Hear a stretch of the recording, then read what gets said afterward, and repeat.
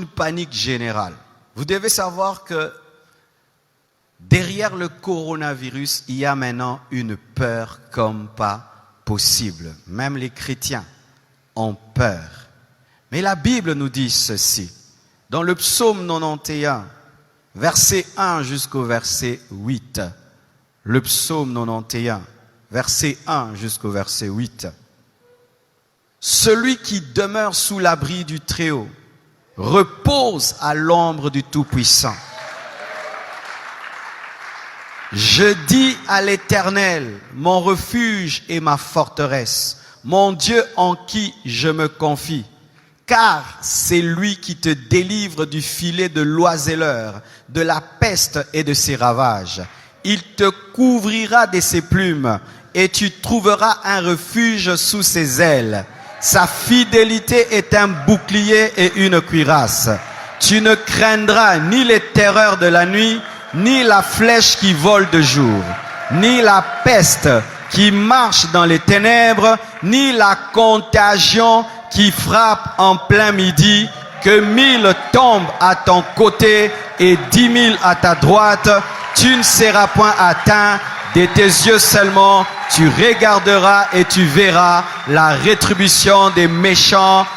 La foi, la foi, la foi, pas la peur. La foi, pas la panique. La foi, pas la peur. Le chrétien n'a pas peur de la mort. S'il meurt, il va au ciel. S'il vit, il prêche l'évangile. S'il meurt, il va dans les paradis. S'il vit, il adore Jésus. S'il meurt, il va dans la nouvelle Jérusalem céleste. S'il meurt, il va au paradis. Et s'il vit, il prêche l'évangile. Que je vive, que je meure, c'est bon. Que je vive, que je meure, c'est bon. Je vis, je vous prêche. Je meurs, je vois Jésus. Je vis, j'enseigne. Je meurs, je rentre auprès de papa. Tout est bon. Amen. Ce ne serait pas normal que pendant que le païen a peur, le chrétien a peur. Dieu nous promet sa protection dans les épidémies. Dieu nous promet sa protection dans les pandémies. Une pandémie, c'est lorsque une épidémie quitte un continent et va vers un autre. Et là, nous sommes plus dans une épidémie, nous sommes dans une pandémie. Mais malgré la pandémie, Dieu te dit qu'il va te protéger, il va te garder, il va te sécuriser. Ne tombe pas dans la panique, ne tombe pas dans la peur de la mort. Dieu te protège. Amen. Mais est-ce que pour autant, parce que Dieu nous protège, parce que Dieu nous garde, que nous n'allons pas respecter les mesures sécuritaires?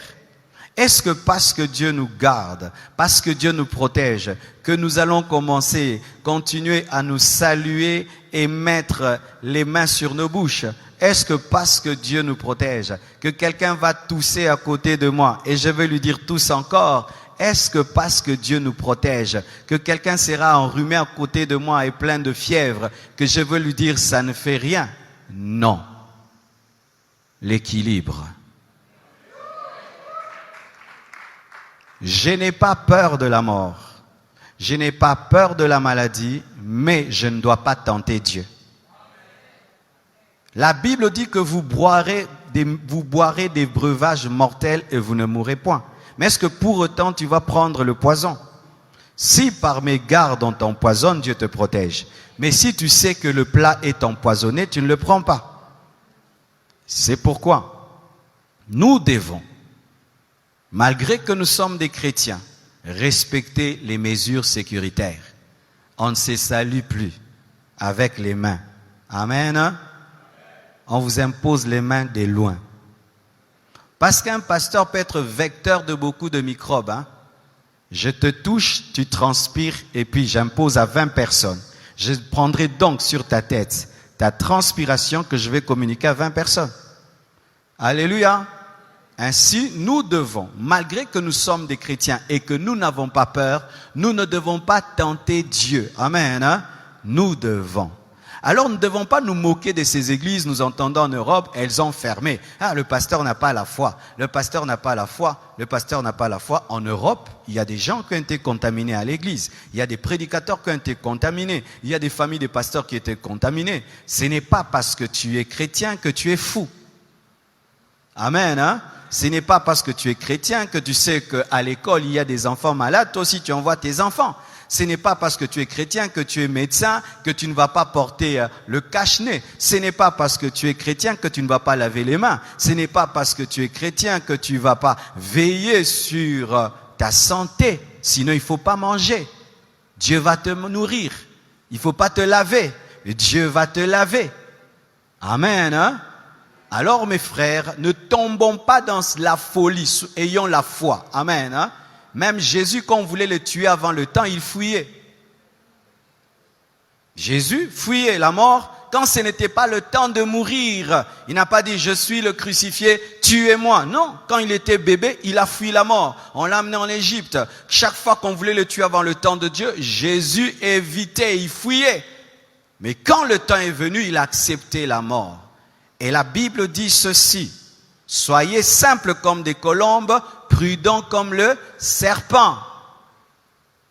Donc si demain on nous dit qu'il faut respecter un maître, tu respectes un maître. Amen. Hein? Si demain on dit, maintenant il y a des millions de personnes, même au Congo, les églises ferment, on ferme. Fermer l'église, ce n'est pas fermer la foi. Fermer un bâtiment, ce n'est pas fermer l'église, parce que l'église n'est pas un bâtiment. Je vais venir là. Amen. Hein? Parce qu'il y a des gens qui, au nom de la foi, ils vont aller tenter Dieu et Dieu va leur prouver ce verset de Matthieu 4, versets 5 à 7. La Bible dit dans Matthieu 4, versets 5 à 7, le diable transporta Jésus